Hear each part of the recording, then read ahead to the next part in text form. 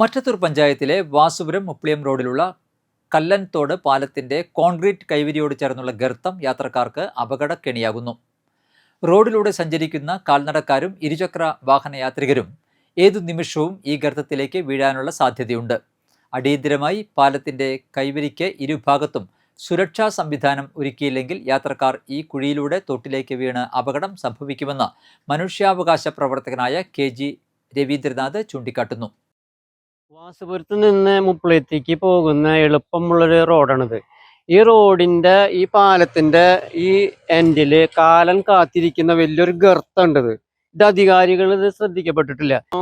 രാത്രിയിലോ അല്ലെങ്കിൽ ഇരുട്ടിന്റെ മറവിലോ ഒക്കെ ഇരുചക്ര വാഹനങ്ങളൊക്കെ അപകടത്തിൽ പെടാനും സാധ്യതയുണ്ട്. അതുപോലെ തന്നെ വലിയ വണ്ടികൾക്ക് നമ്മൾ സൈഡ് കൊടുക്കുമ്പോഴൊക്കെ ഈ ഗർത്തത്തിലേക്ക് വീണ് കഴിഞ്ഞിട്ടുണ്ടെങ്കിൽ പിന്നെ പൊടി പോലും ഇല്ല കണ്ടുപിടിക്കാൻ. അങ്ങനത്തെ ഒരു അവസ്ഥയിലാണിത്.